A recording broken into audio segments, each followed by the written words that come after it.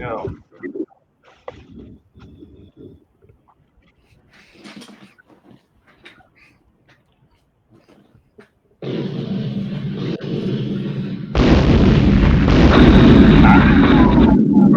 That's right. Here we go. Yes, that's right.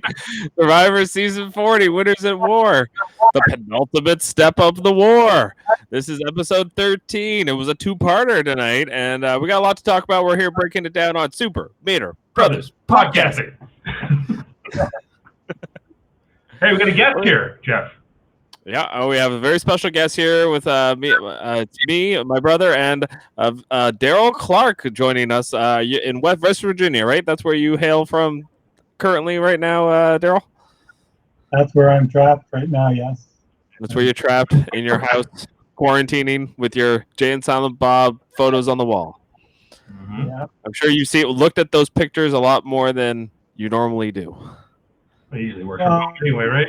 So I work from here, so I'm usually not facing the wall. I'm facing my monitor, so Right. Okay. Well, fair enough. other people can see it. Well, you should feel very special because you're the first member of our Facebook group to come on the recap show with us tonight. It only took 13 episodes to get somebody to agree to stay up till 10:30 at night to talk about the episode of Survivor. You're the first guest on the Survivor podcast, period. So congratulations. And one of the first on Super Mater Brothers podcasting in general. That's right. Yes, I feel special. The king is here. You know, and we're here to talk some Survivor. Yeah, let's do it. We're gonna find out, who is.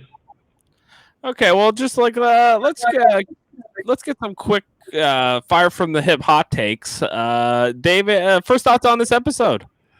Well, I thought it was an exciting one. It's a double, a double header. We had two vote outs tonight. I thought it was a great setup. I was really hoping though that we were gonna get to see the Extinction Challenge. It felt like, okay, well, like the second tribal council is kind of wrapping up and we have half an hour left. So this is amazing. This is going to be maybe the greatest 2 hours of Survivor ever, which we're going to get something like this challenge or whatever. And then it was just like a recap. So I felt like there was a bit of a letdown. Even though I knew they were recapping, they weren't going to tell me who's coming back in the game. I kept thinking, all right, wait, they're showing the challenge. Wait, they're doing this. They're doing that. I kept getting up on my seat. I was like, oh, are they going to show me? Because they should. They should show me because I don't want to wait till next week. Darryl, quick thoughts on just the episode in general, what you liked, what you didn't like. I thought it was a little predictable.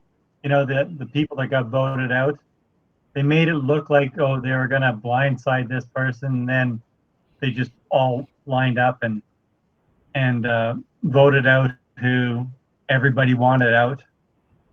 In both of the votes, I thought the second vote they may keep Nick, but that would have been best for Nick and Michelle if they had kept them, but they're just picking people off as they get to the end.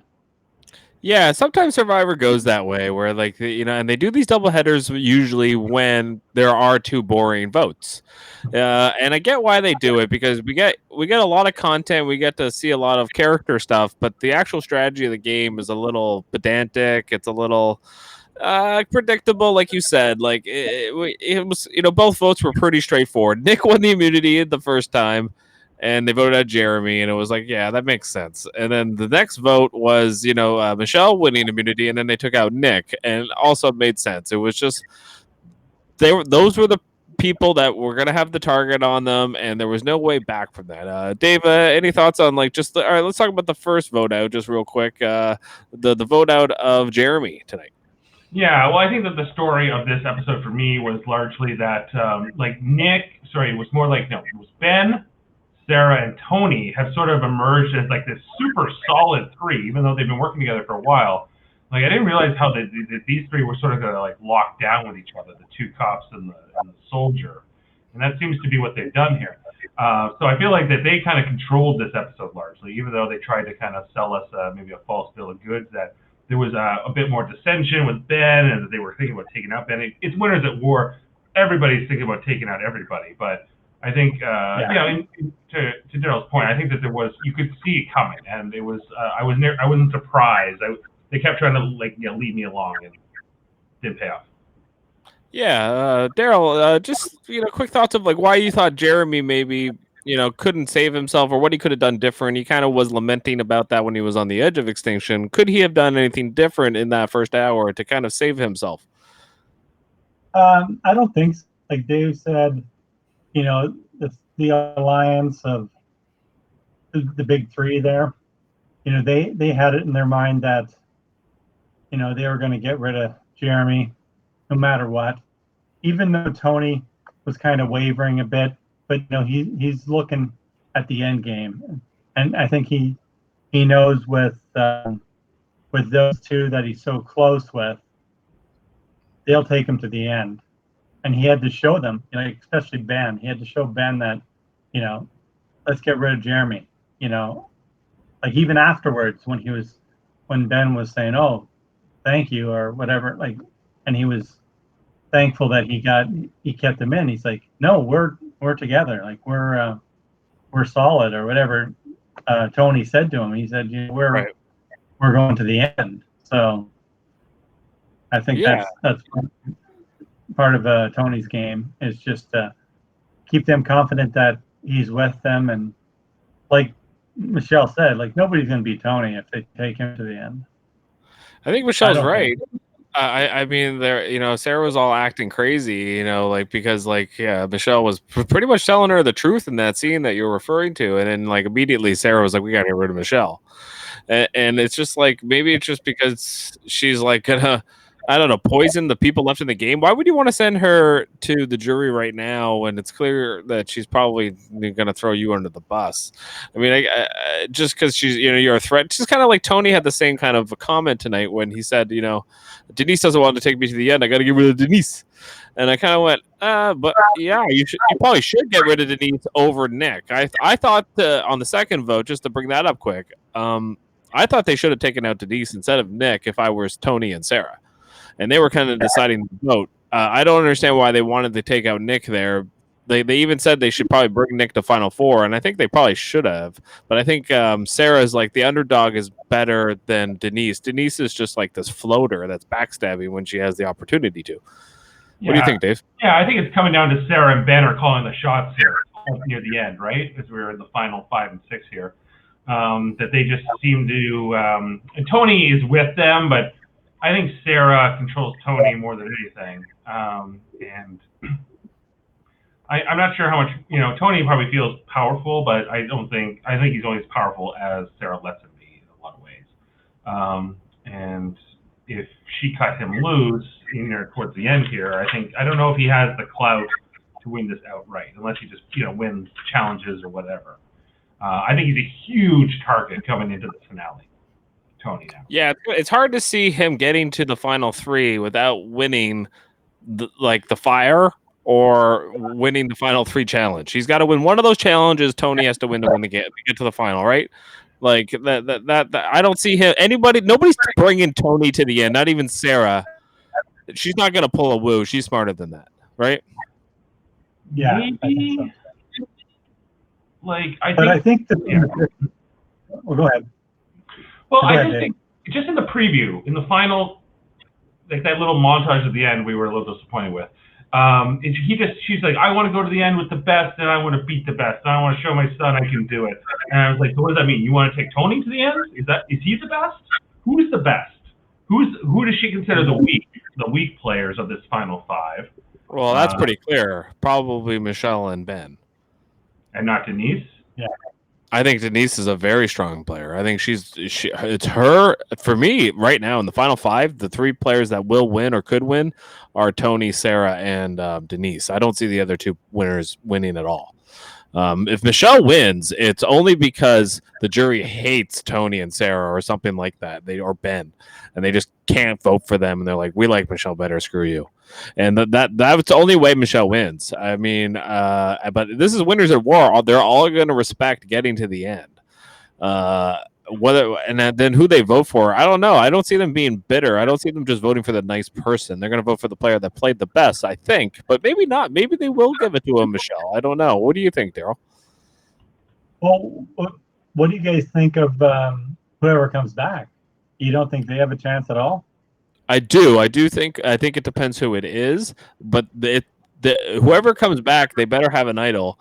Yeah, And I think so. It's basically, I think they gave us the tease tonight that it's going to be Natalie, Tyson, or who else has, and Boston Rob has an idol as well.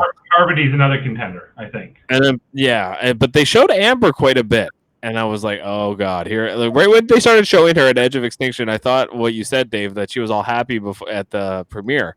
And I was like, oh, did she come back at Final 5 or 6 or whatever it is? And I would not be surprised if it was Amber that wins this challenge, like out of nowhere. I would be shocked if it was Amber. I would be shocked. They're showing her too much on the show. They're not showing Danny Boatwright. I think it had a lot to do with the fact that it's just that Amber and Natalie have been there the longest as well. Yeah. Yeah. I would love to see Boston Rob come back. It would be interesting. It's going to be. I think it's more likely for someone to win if it's somebody that's a weaker player. Like I think Natalie could come back because she's been out of the game so long. She has no clout. She's no. I don't know how somebody that was voted out recently doesn't get voted out very quickly unless they have an idol. I think it's the same is true if it's Natalie. Like I would want any one of these players, especially if it's someone like Natalie. But Natalie has an idol. Yeah. So they if they get back into the game, they have to assume that they're going to be the number one target, and they have to play that idol at the first tribal. They survive that first vote. They're down to Final 5. Anything can happen. Like who knows? So, and you have to win immunity. You just have to win that Final 5 immunity challenge, right? And then you get to the Final 4. Then you have to win the fire making. Right. So if you can survive a vote and you win that final tribal, or you win that final sort of immunity at the Final 5, then who knows, right? It's a $2 million challenge. You take those odds, Mm-hmm. Yeah. Right? Yeah. Yeah, like I think Natalie might have the best chance, or Tyson or Rob. Those three on the edge, I think, just because of the fact that they have idols. Because anybody coming back into the game is no way they're going to be able to convince Sarah or Tony or Ben to flip. No.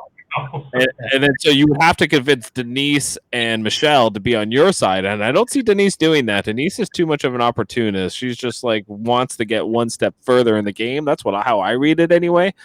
I think she's very lucky to be where she is because she just always there's a bigger threat than Denise all the time, and maybe that's what maybe she'll win. Like I could see that happening. Yeah. Darryl, what do you think? Well, I don't think Denise can win, but I can see Natalie being the one that gets back in just because she has 3 advantages in the whatever the battle's going to be.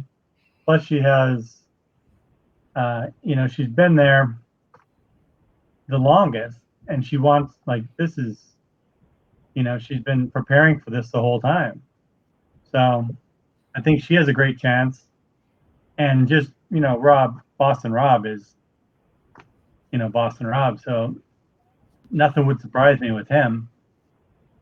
But the other ones, I don't think. Tyson, he's kind of a weak player, even though, he's won, but he's still, I don't think he's that strong. I agree. And I just think they're on. Yeah, it's just all going to. Tyson does have a relationship, though, with Sarah. Now, Sarah's already voted him out once, but they do have a relationship where they really genuinely like each other. And I do believe Sarah and Michelle really like each other. And we saw tonight that Natalie went out of her way to, she had extra tokens, but she gave Tyson an idol. And I do think that is not important. They did, they showed us that, and it was brief, but I don't know. I wouldn't be surprised if it was Tyson that came back into the game for the second time. And I don't know what he would do. He'd have an idol and he might be able to blind somebody like a Tony or just somebody crazy that would really change the game in a lot of ways. Right now it's just Sarah and Tony are running the show and they've just never really been in danger. Dave, what do you think? Like, why are those two so bulletproof? I think they're extremely effective together. I think that they've played. This is the third time they played Survivor together, and like they said tonight, he won one, she won one, and now here they are, like really like that. I think they got this figured out a lot. I think that Tony is portrayed as being more aloof than he really is. I think he's a much smarter person in real life than he's portrayed on the show. And I think that they are running this thing. I think that they got a racket going, and it's impressive. And Ben is sort of like their third wheel. Now, I question how loyal Sarah is to Tony, and vice versa. Tony could flip on Sarah too. Like I could see them doing it, but they've impressed me in terms of how well they've stuck it out. The question is, why is Ben so loyal to Sarah and Tony? I think it's just like, it's line of duty, loyalty, like, they're police officers, he's a soldier, veteran. I think it's probably that kind of a connection, that gritty kind of. Well, they took out the lawyer tonight. Yeah, and I think it's also gotten him this far, They're the only ones that have, kept him going. Other people have tried to get him.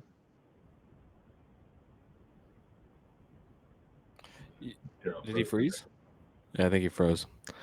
Well, okay, yeah. Like Jeremy is just like he's the firefighter. It's funny how a lot of the players still left in the game are kind of these blue collar people, and they're very good at manipulating the social politics of the game. I mean, you wouldn't think I get where they're coming from with the police officers. They're really good at being trained to, kind of act like like Sarah said tonight, like confident and just go in knowing the situation and whatever happens. But you were confident, which I'm sure that helps a lot in Survivor.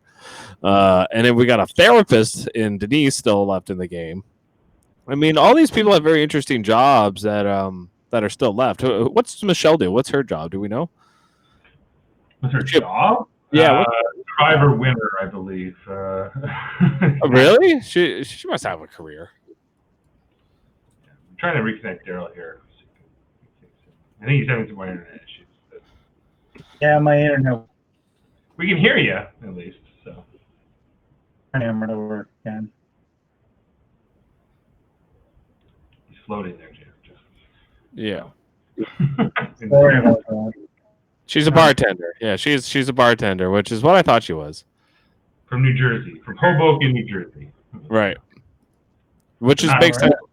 Which makes sense why she went out with Wendell, because Wendell's from Philly.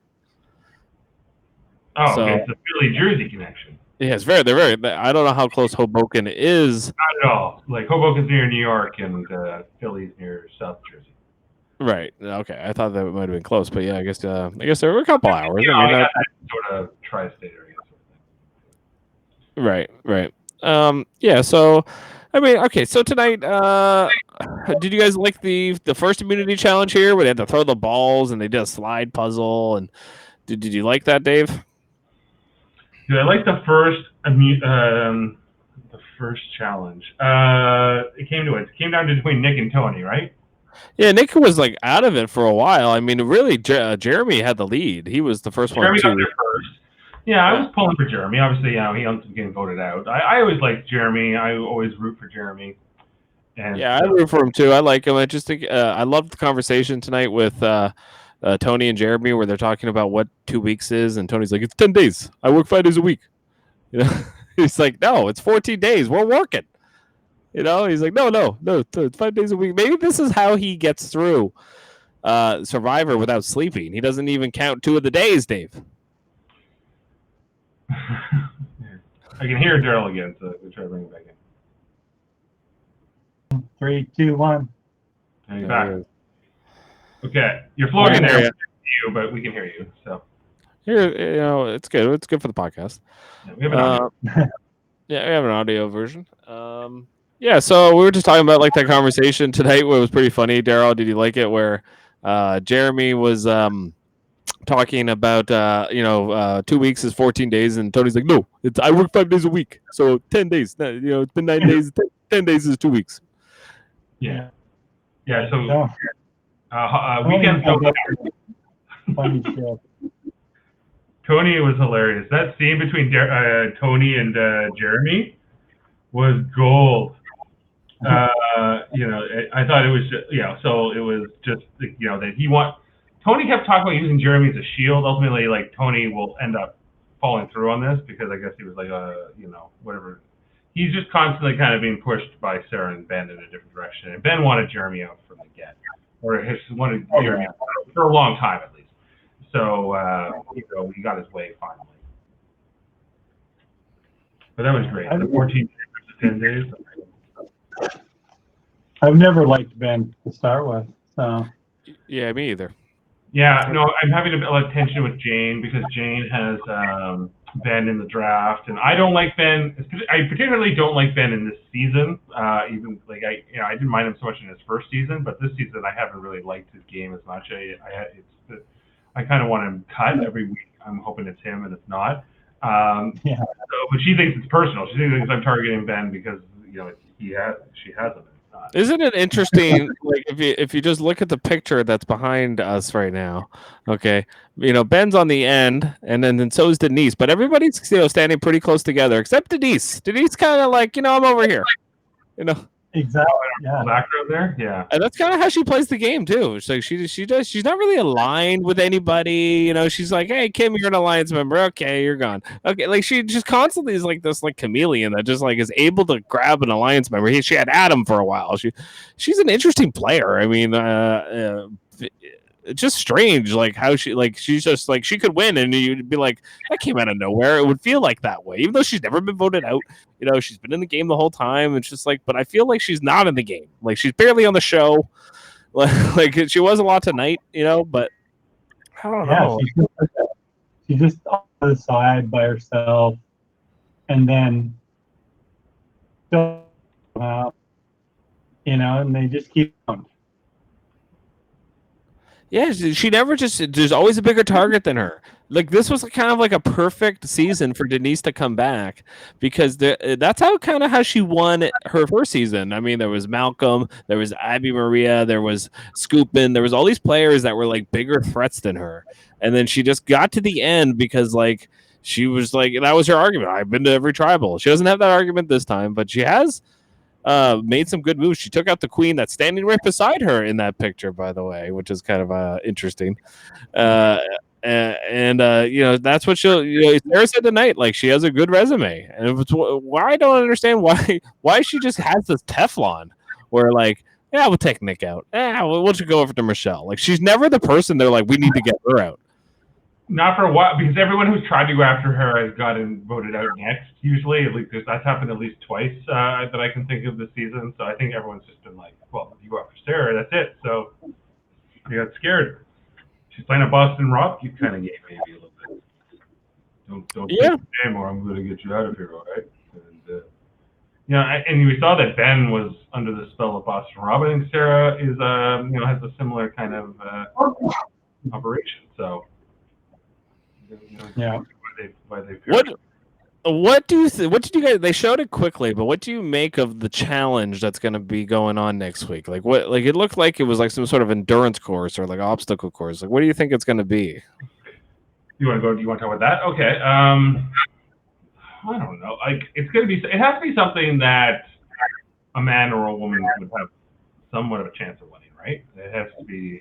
I don't think they want to make it skewed to one gender or the other. So. Well, yeah, like I think you're right. Like I was very surprised tonight how Michelle won the challenge that she won. I mean, I that was again like a very endurance obstacle course type challenge, and yeah, I think you're right. They'll probably do something very similar. Darryl, what do you think it's going to be? Yeah, I think it's going to be that's probably similar to that where they have to do some type of task to lead them to a puzzle, I think, because it'll be something that, excuse me, that something physical that you have to get through, and then something you have to use Gene on, that way they're not just going to let them come back and doing something physical, I don't think. You're going to have to do a couple of different things to show that you can outlast and beat these people that have been on the island for so long. Yeah, like talk about a difficult challenge.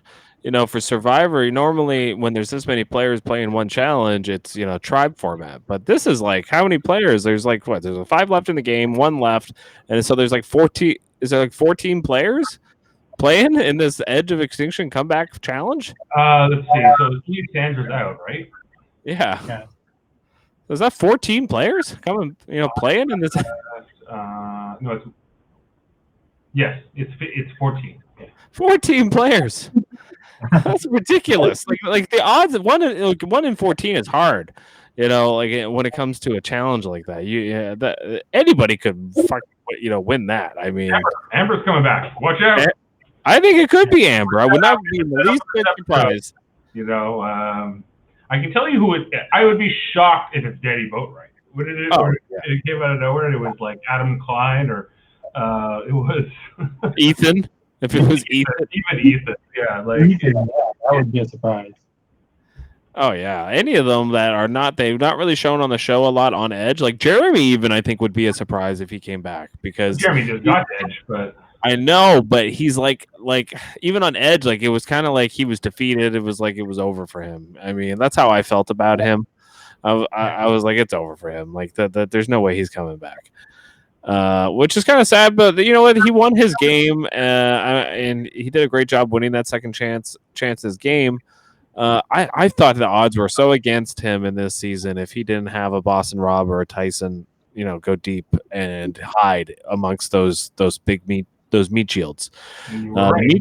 I was right. The meat shields went out early for the most part, and that's why I think like guys like Jeremy, and I'm surprised even Tony wanted to do it tonight. I get why they did. Like Darryl said, I think they were trying to take out gain Ben's favor because they know that if they sit at the end with Ben ain't winning. Dave, Ben is not winning against anybody. Can Ben not beat anybody?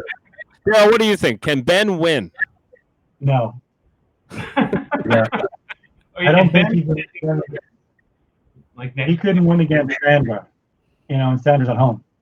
Right. So, he's not winning against anybody.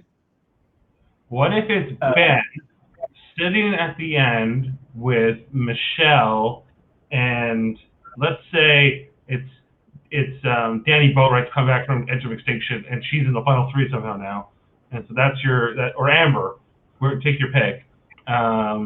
Or I'm trying to think, or Ethan even. I think Michelle would win.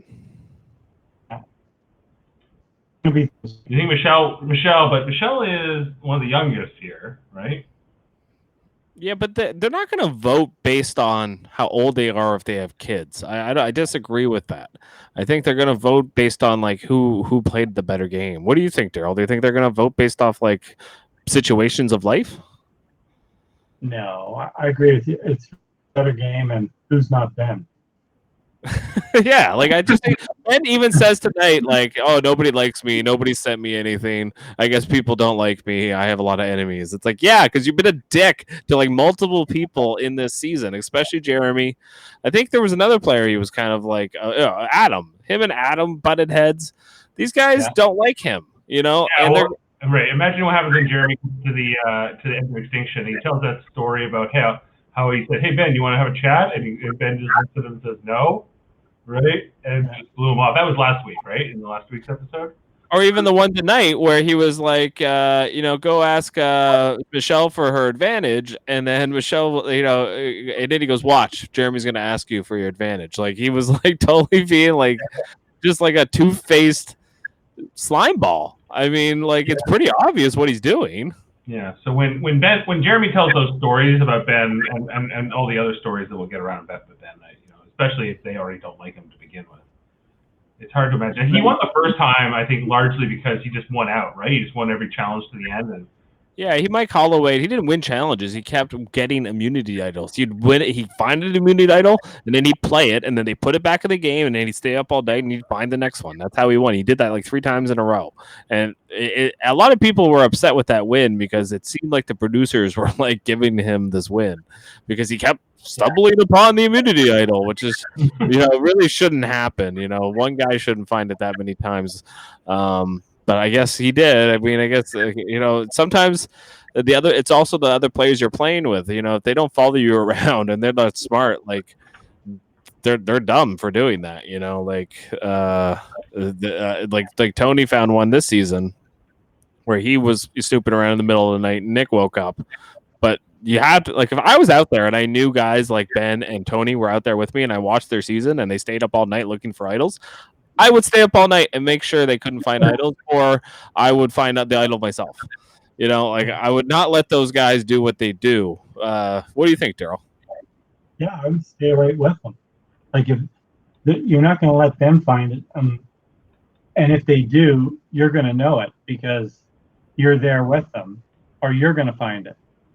You don't let them have that advantage. Like, these guys just, oh, let's go to sleep. Let them go sit up in a tree or whatever Tony's doing, and he's always doing something. So, and they allow him to, and then they'll be surprised when he, is in the final three because they allowed it. Yeah, and I think the one thing tonight with Sarah, I think that pissed her off when, Michelle said, "Oh, Tony's the one that's running the show."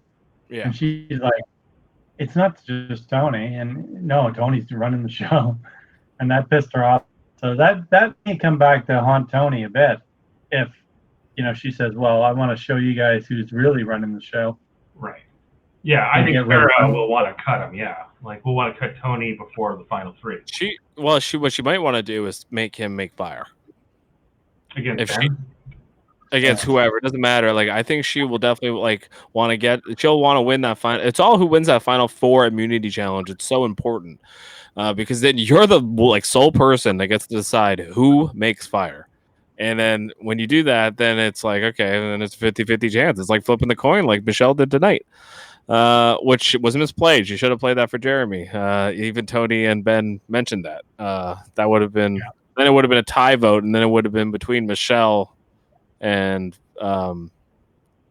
she was right. Like Michelle, it would have been between Michelle and who was the person who went home. Jeremy.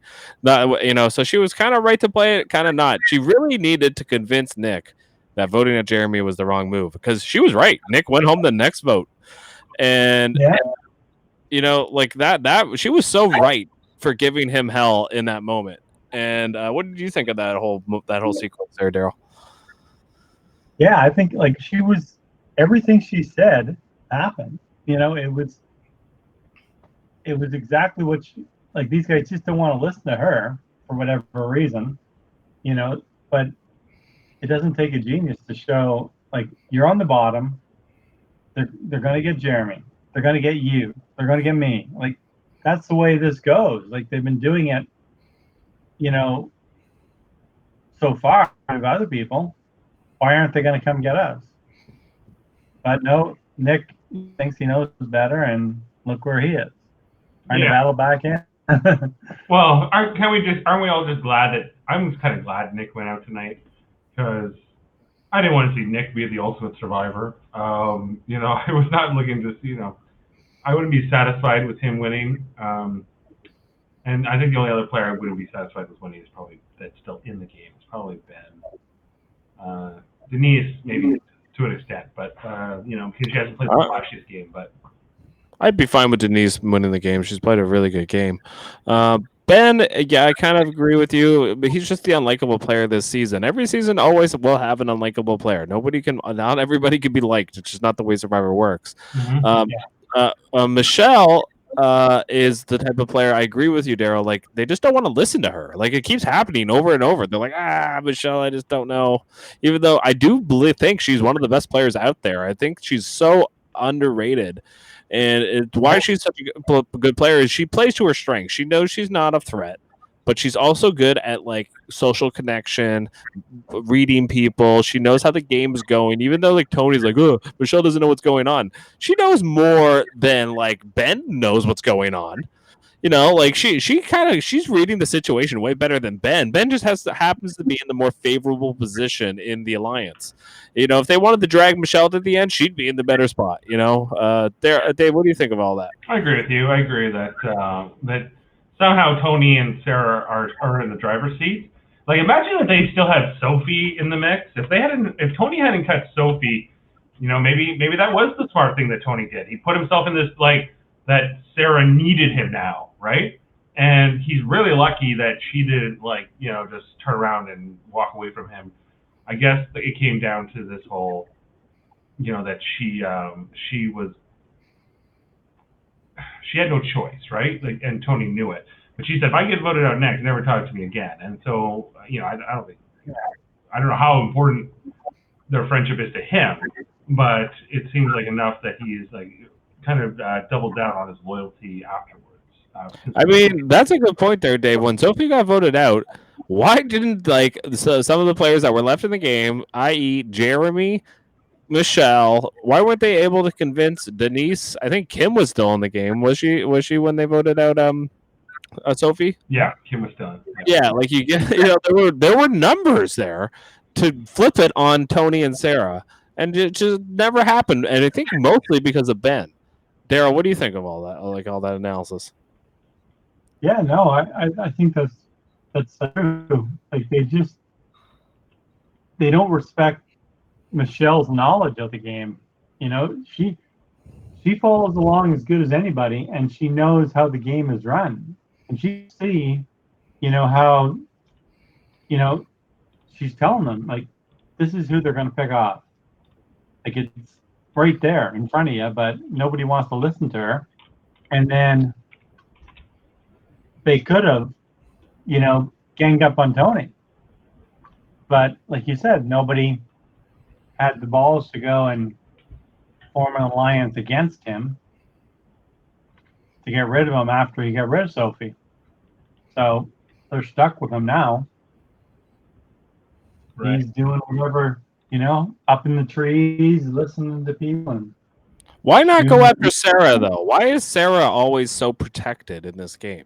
Like, I kind of get Tony because he's got that big shield, but I think people know he probably has an idol, but nobody ever seems to want to go after Sarah. I don't really get that. What are your thoughts, guys? Yeah, I don't know either.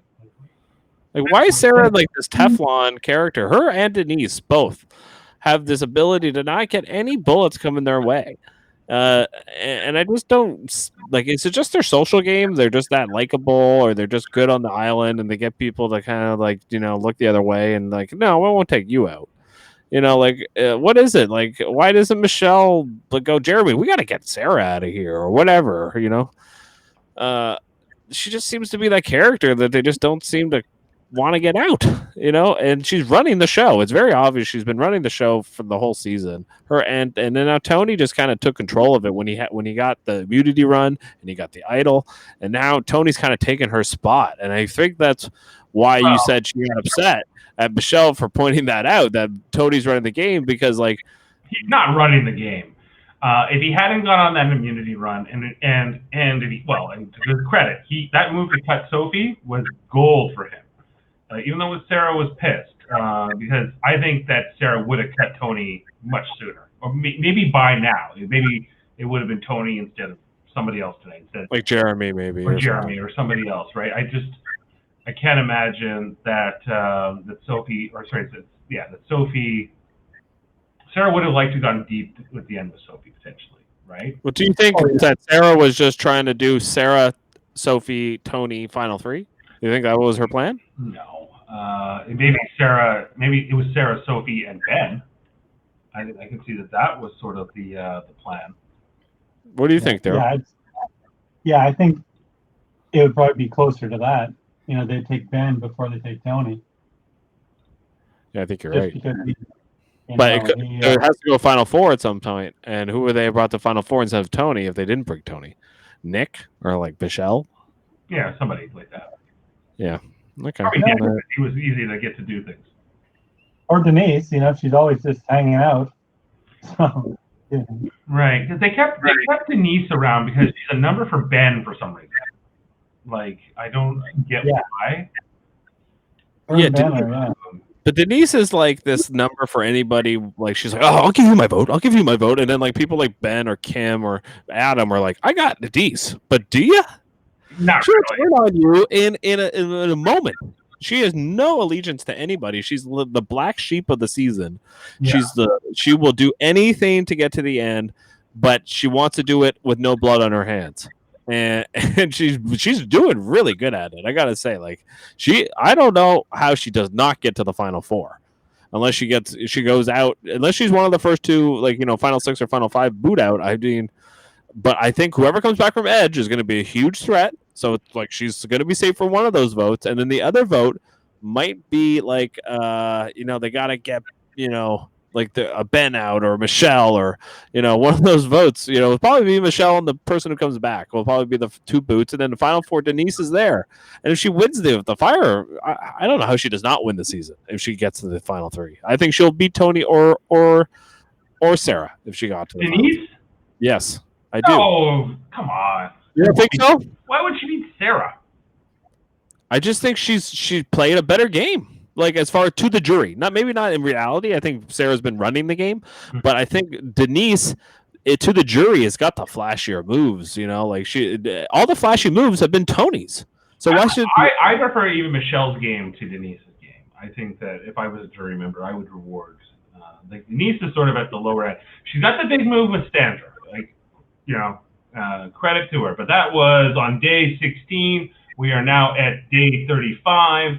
That's almost been 3 full weeks or 2 weeks, depending if you're asking Tony or Jeremy, since that happened. I just think that that's old news at this point. And I think if she gets to final 3, she'll be able to pound her chest about that. I think otherwise, I don't think she's going to look like that strong of a player sitting next to some of these other people. Even Ben, I think is going to, Oh, she'd win over Ben. She'd win over Ben, but she probably doesn't deserve to. I don't even know. What do you think about all that, Darryl? Do you think Denise could win, or do you think she has an argument to win over everybody left? I don't know about everybody left, but I think she should win over Ben.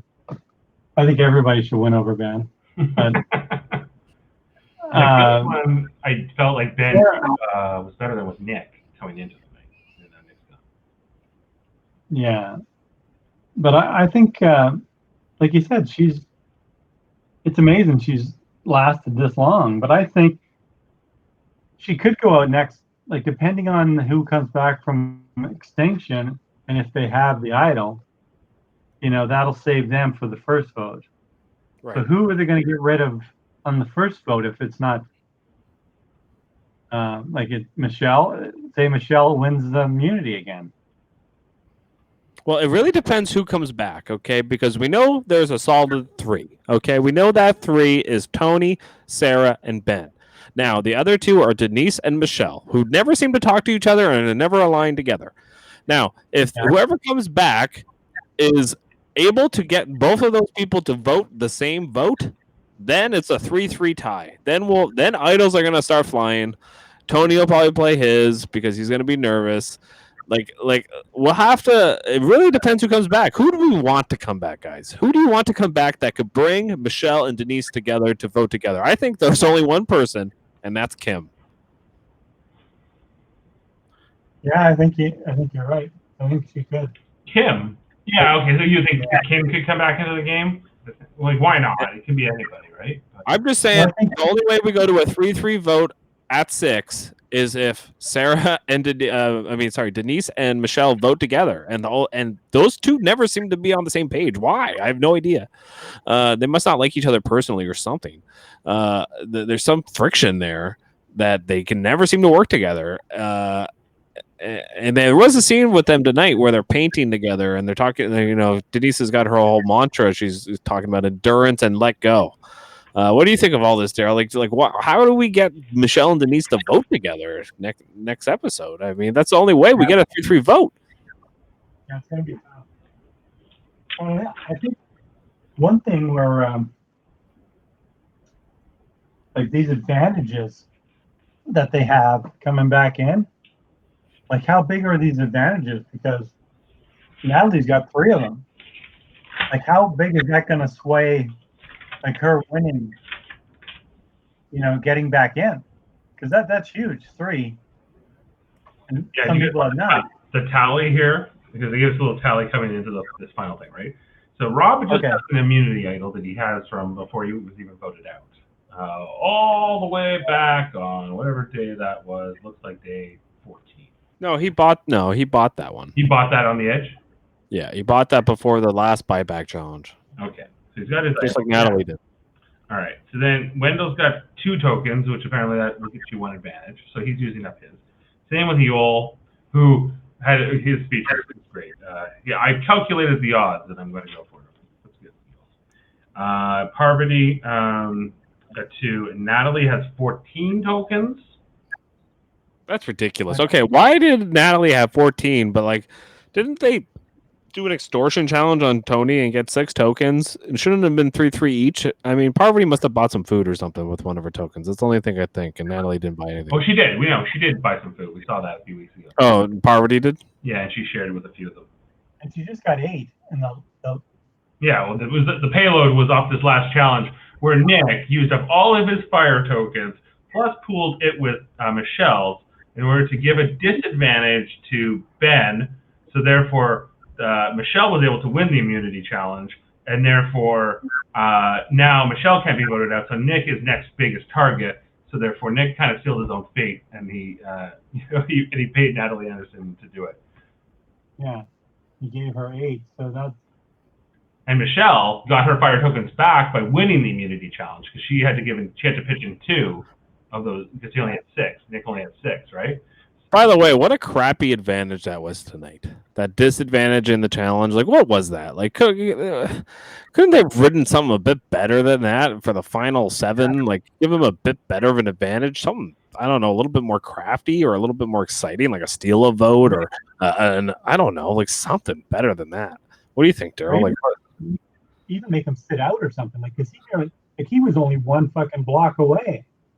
Like they said 30% more, and he was 1 block away from winning the whole fucking thing. Yeah, which is like unbelievable. Like he must have been just going way faster than everybody because he knocked 2 down. He knocked 2 down, had to take them back, put them back in place, and then still only lost by 1 fucking block. I mean, it was worth the 2 fire tokens for Michelle. That's for sure, because she earned them right back by winning the challenge, and then got Ben to lose the challenge. She might would have lost to Ben. Yeah, exactly. Yeah, that saved her. Yeah, that saved her ass big time. And Nick was like, at least he was able to help her on his way out because he was a damn fool probably by voting out Jeremy. I get why he wanted to vote out Jeremy, but you had to get one of the big dogs out first. You had to get out Sarah or Tony. They kept wanting to go to Ben, but he had the chance to get out Ben. Yeah, yes, Ben, right? It would have been Ben instead of Jeremy. That's right. Yeah, he had the chance, and he should have done that right then. And then but then he had to work with Jeremy to the point where he got to the final 4 with him, and he didn't want to do that. That was his thing, I think, in his head. He was just kept going like, I can't go to the final 4, Jeremy. This guy gets to the end, he's winning. I get where he's coming from, but he's like, I'll take my chances with Tony and Sarah and all these people because. They've burned more bridges. Jeremy's too nice of a guy. I can't work with him. He says that in the episode tonight. He's like, I didn't want to work with Jeremy. I never thought about working with Jeremy. I just wanted Jeremy out, Mm-hmm. And I think that was stupid. I think that was misguided on his part. Yeah. But he to get there, not trying to get there. Once you get to the final 4, that's when you try and work some stuff, not when you're sitting on fucking Isle of Extinction. Yeah, for sure. Mm-hmm. Dave, any thoughts on what we're talking about right now, or is there anything? Well, okay, so what are we speculating on exactly? Like, so who's going to come back, and sort of how they're going to shake out from here, or? Yeah, I mean, how does Ben, Sarah, and Tony not make the final 3? I mean, that's really what it comes down. They look penned in. I mean, not even penciled in. I mean, they looked like how are they not getting to the final 3 together? I just don't know how it's even possible, other than an idol gets played and Sarah or Ben get blindsided. It's the only way to me, I think, that happens, but nobody left in the game. No, Michelle and Denise, who would vote against them, will play an idol. Now, Ben has an idol. Now, that's the other thing we haven't talked about. Now, will Ben play that idol? He's gonna, well, because he will use it at final 5 is the last time you're allowed to use it, right? So if Ben gets through the next vote without going home, him and Tony are both free if they get through that vote. So that means only Sarah would be the possible vote at 6 or 5. If they played their idols. How do they not make the final 3 unless they take out Sarah? Well, it seems like you're saying that it seems like the trio there are going to get their way, but we don't necessarily know that to be true. What could happen is that Michelle is able to convince Denise to stop going along with that trio and to band with whoever that third person comes back in. And now we force a split vote, and now maybe we go to rocks. Like that's what they have to hope for. Or you are able to convince either Tony or Sarah to backstab one another, and which could happen. I wouldn't be surprised if it happened at 5. Right, but the thing is, I don't think that will happen because I don't think Denise will do that.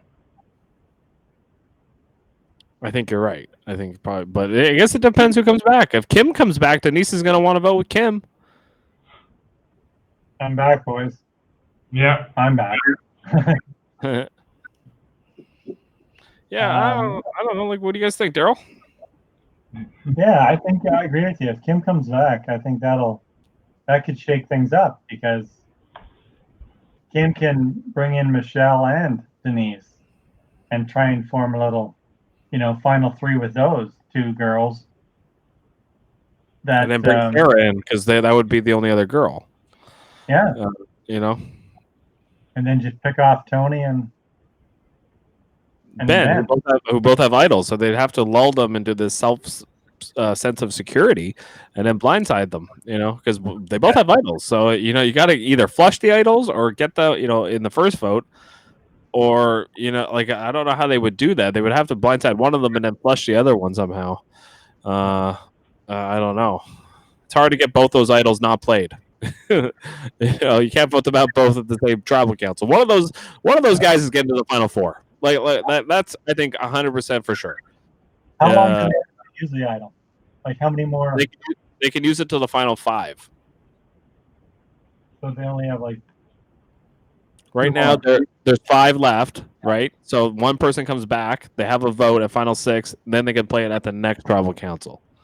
So 2 more left. That's right. So it's one of them is getting to what, like, guaranteed, pencil it in, pen it in. One of Tony and Ben are in the final 4, 100%. Now, if I have to pick between those 2. I think it probably will be Tony because I just don't see them going after Tony unless it's Kim. Kim might come back and go after Tony. She really wanted Tony out. So I think she's the most interesting person to come back. The only thing is there was no foreshadowing going on with Kim. I don't know. She was barely in this episode. Yeah. Like she wasn't there.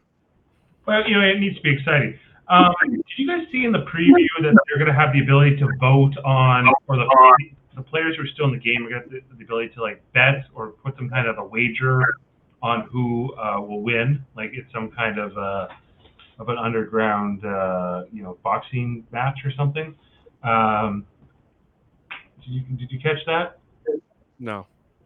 So I guess the final 5. I think what they were showing us as the preview for next week was that Sarah was reading this thing and saying that so today you will have the ability to put wagers. So I guess maybe it's like a fire token thing. Like if you're a player like Michelle who's got a couple fire tokens potentially, you could bet on a player to win, whichever survivor you think is coming back, then maybe you can win more or something. I don't know. I'm not sure how that is exactly it's going to work, but somehow it's going to be more interactive between the players who are active in the game and the players who are trying to come back. Yeah, it will be interesting a little bit. I mean, Jeff said tonight that tonight was the last night to play last day to play the tokens. So I mean, she won the tokens, and then like, did Michelle spend them on anything after she won that challenge, knocking over the dominoes? I don't. They didn't show us. What was the point of Michelle winning fire tokens in that final immunity challenge? It's a good question. Yeah, there's got to be voted out. something. If she voted out, she wouldn't win the fire tokens. So say Natalie comes back, could she have used those fire tokens? Like, was it worth spending them all? I mean, I guess it was. Did Jeff actually say that tonight, that the fire tokens don't have value? Yeah, he said that today is the last day you can spend them. Spend them. Yeah, that's what he said. So what can Michelle spend them on? I have no idea. They wouldn't offer it as a reward. Probably food, or she probably went back to camp. It's like you gotta use them, before sun goes down. And it's like you got, she had 2 tokens, so she's like, oh, I guess I could buy like peanut butter or whatever. 2 tokens got her. That'd be my guess. But they just never showed it to us. Yeah. Right. Did you see them out on the edge having to eat that 1 spoonful of rice a day? Yeah, like, what are they doing? Do we believe this? I don't believe this. They don't look malnourished like they did in like old seasons. They look like they're doing just fine. Yeah, like look at Natalie. She's been there like 30 some days, and she looks in better shape now than when she went out there.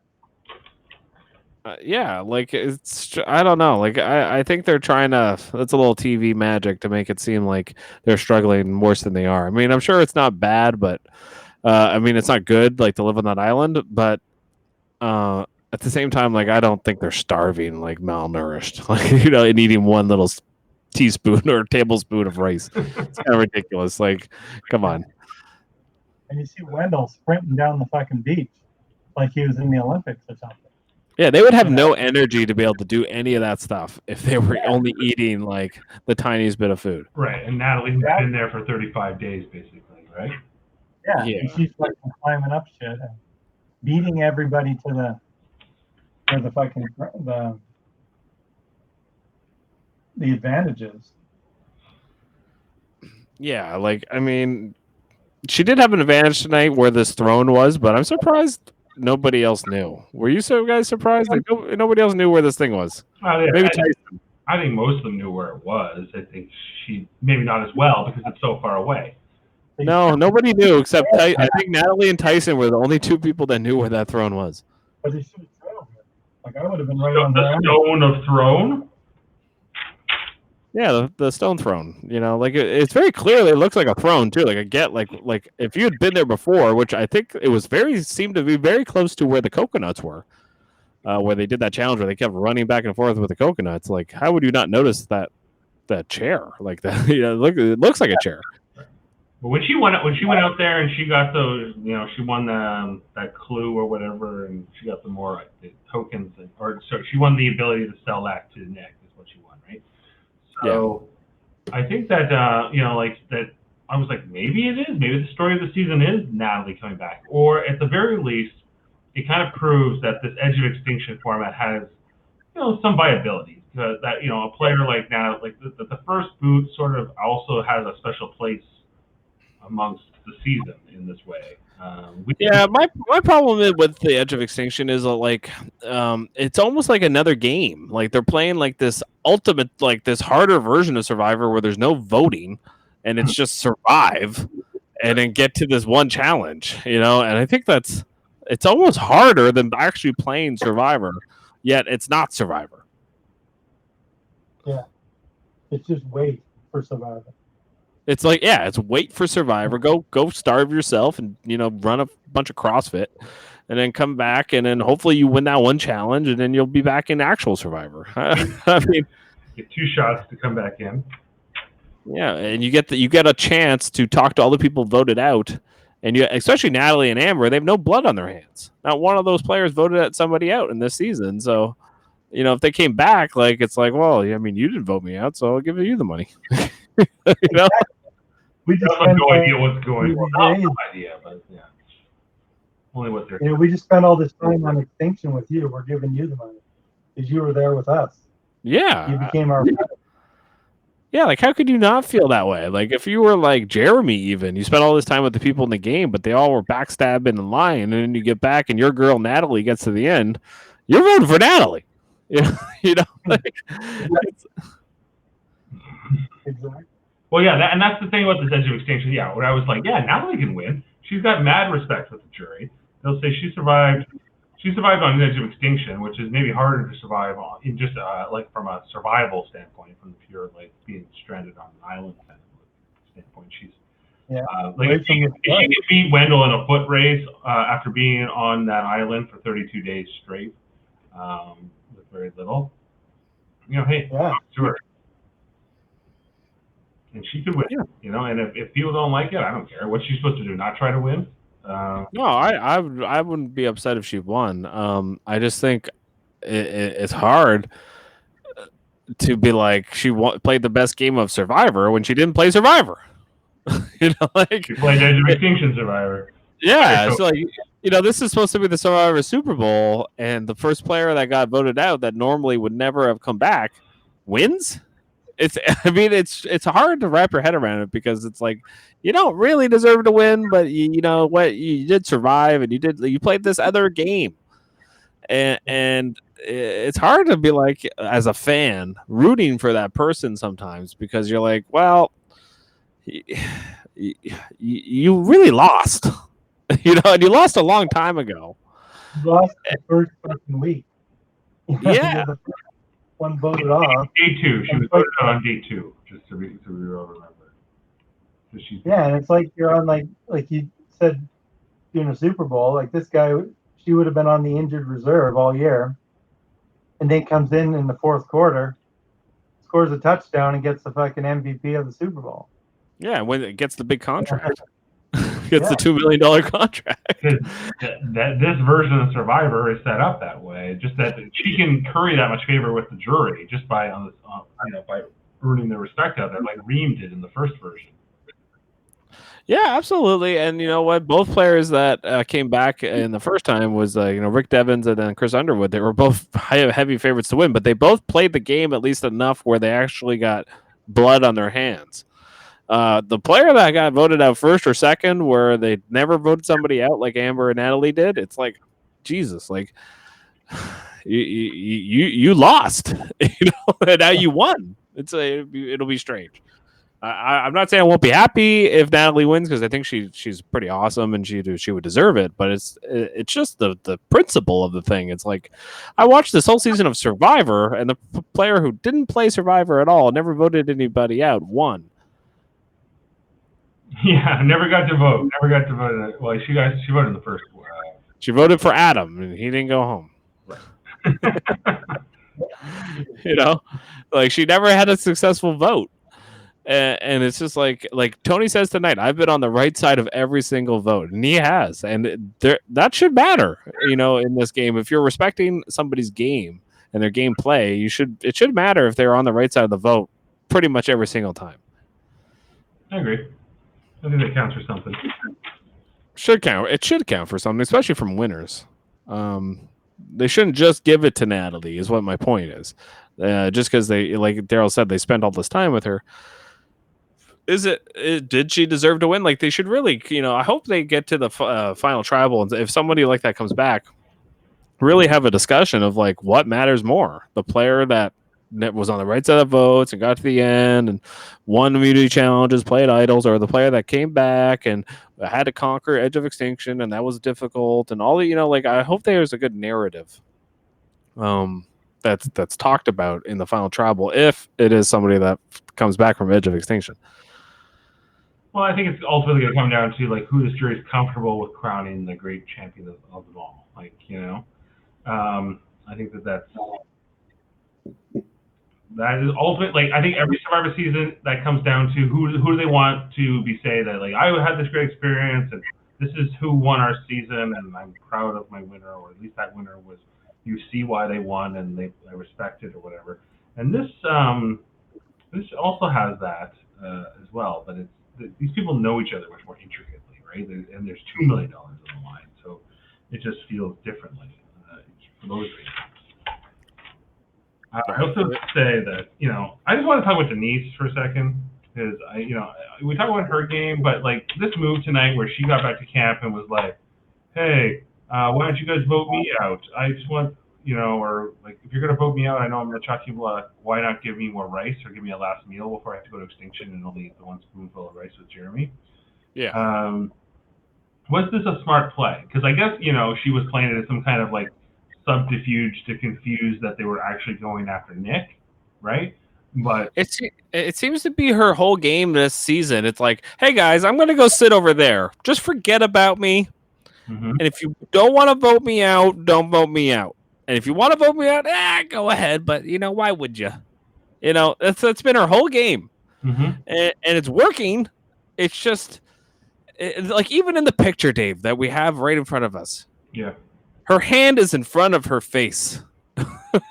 I know it's a picture, but it's just she's behind the glass. She's like, "Hey, I'm in the game, but don't look at me." So you're saying she like hides. She's the camouflage. Yeah, she totally hides. She does. She never wants to get blood on her hands. She never wants to go out of her way to make like I want this person out. She goes, well, who do you want out? Okay, I'll go with that. Like that's what that she plays like Sandra, which makes sense why she took out Sandra. That's exactly how Sandra won both times, which that's why I say Denise can win because this is how Sandra won. Everyone was probably saying what in Heroes Villains, oh, Sandra's not going to win. It's going to be Parvati or it's going to be Russell or, it's not going to be Sandra. And then Sandra ended up winning, and that's why I say it could absolutely be Denise because Denise is playing Sandra's game. If she goes to the end with Sarah and Tony, she's going to win. I think that's my prediction. She is Tony is the Russell Hance and Sarah is the Parvati and she would be the Sandra. Literally be a mirrored final 3 to what happened in Heroes Villains.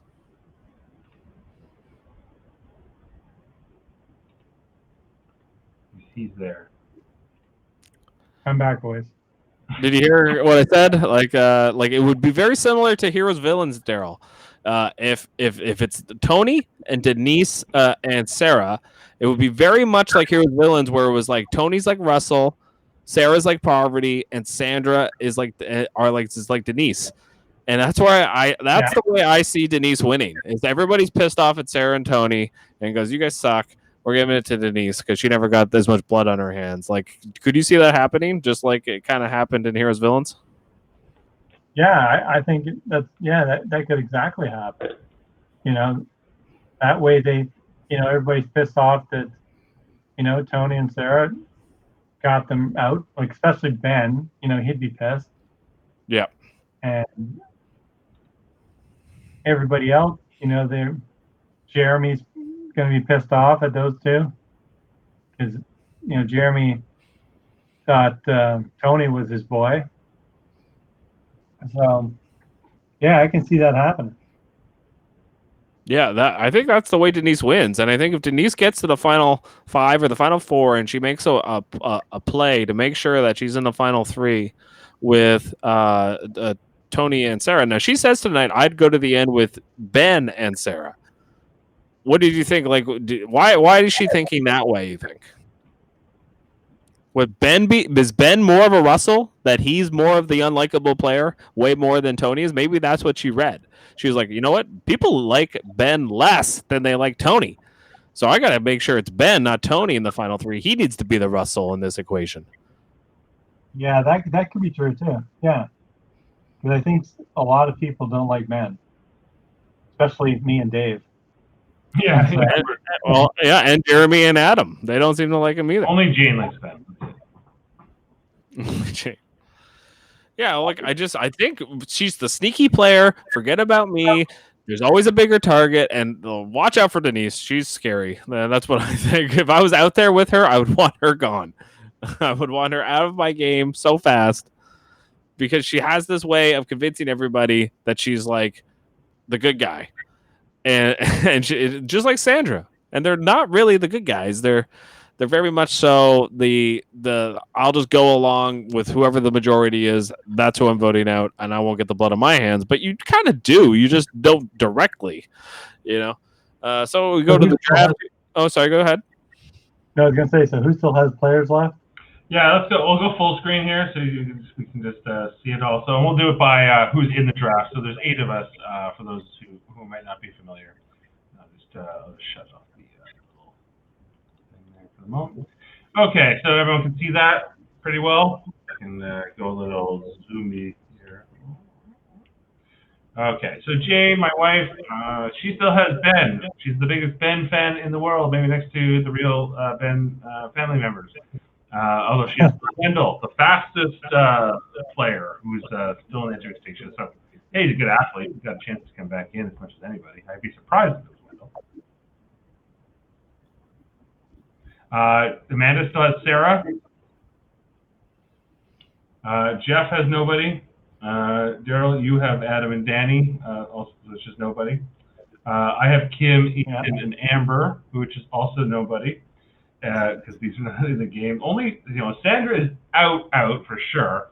But Tony and Denise both belong to Sean. And Sean was the member of our draft who knew the least about Survivor coming into this. So he's done pretty well here, I'd say, with his 3. His wife Jen was Party, Yule, and Michelle. So she's still got Michelle in the game. And Jamil officially went out tonight. He lost Natalie, of course, first, Nick and Sophie. But hey, I think Natalie's a chance to come back in. I would be surprised if it was Sophie, and I'd be also surprised if it was Nick. I'd be surprised if it's not Natalie. I think she has the most advantages, and I think she's ready to come back. Yeah, and if you just look at how, in terms of how we drafted these players, I'm just gonna come out a little bit more there. Okay. Wendell was our first overall pick in this draft, taken by Jane, and then Jeremy was second overall by Amanda. So and Tyson third, Adam Klein, Kim, Sandra. Mostly these are not the players who set the game on fire. These players here at the top. Jeremy probably had the best run of any of them. But yeah, the one, it was all the players maybe we thought a little less of. We weren't super keen to draft early on because you look at who's still in the game. Tony is still in the game. It was an 11th overall by Sean. We got Sarah and Ben, 15th and 16th overall by Amanda and Jane respectively. And then we have Michelle and Denise with 18th and 19th. Denise went second last. It came down between Denise and Amber for Sean, and he ended up taking Denise. Which was a pick. Well, the thing with me, my top 2 were, who did I pick? Go back. Well, you had Adam and Danny. Yeah, but the 2 I was deciding was Adam and Tony. I nearly picked Tony as my first pick.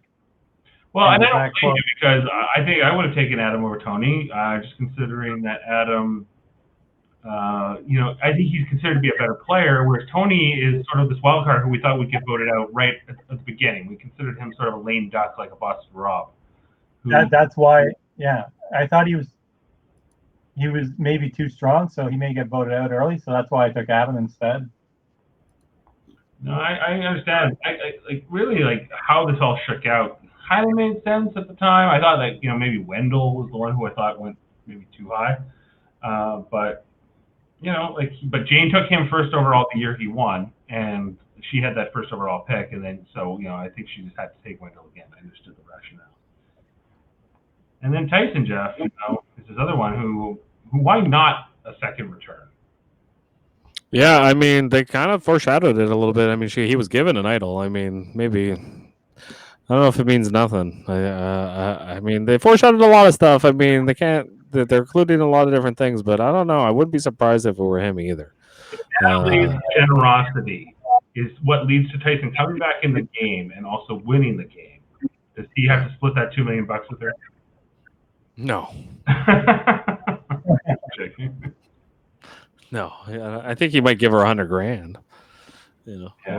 I might do that if I'd be I'd make her deal with her. Hey, if either of us get back and win, $100,000, thrown either one of our ways, I'd make that deal with somebody.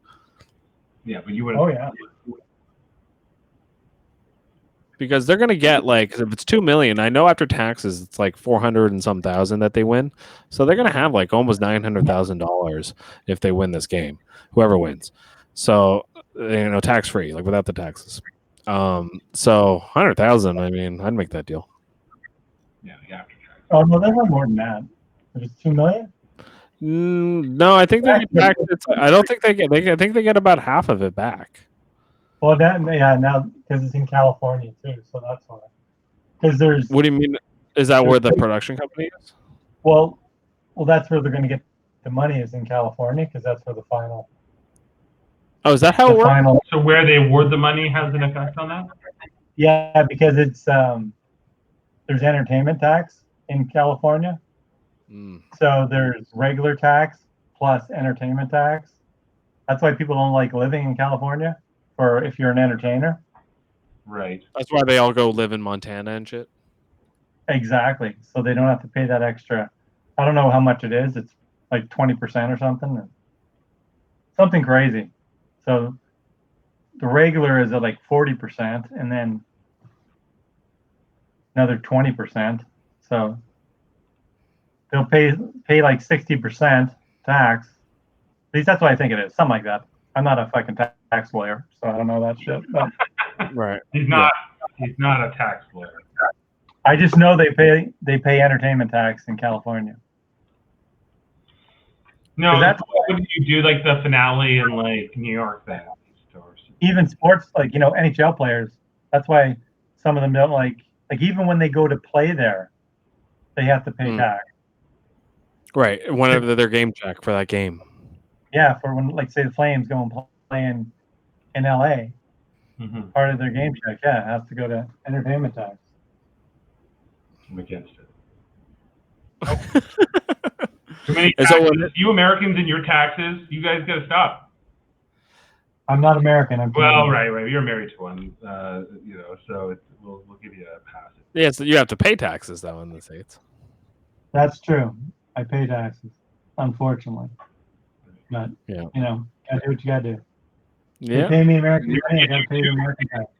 Yeah, they're gonna get all those Americans tax. And they're spending it on bailouts right now like crazy. It's pretty crazy. They're like, here's political here. It's fine for. I know it's just $1 trillion here, $1 trillion there. I mean, yeah, trillion. Tax for entertainment over here on Survivor. They just bring up some more money, And all right. Get it done. Yeah. Do you think we should call it a night? This has been a late one, as it was a later episode in general. Yeah.